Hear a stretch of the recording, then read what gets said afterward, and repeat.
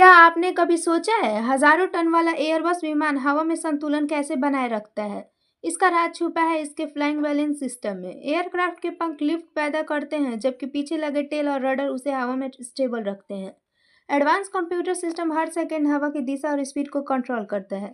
इसी वजह से एयरबस हवा में स्मूथ उड़ान भरता है, चाहे मौसम कितना भी खराब क्यों ना हो। यह टेक्नोलॉजी एयरबस को दुनिया का सबसे सुरक्षित विमानों में शामिल करती है। ऐसे डिफेंस वीडियो देखने के लिए अभी चैनल को सब्सक्राइब करें।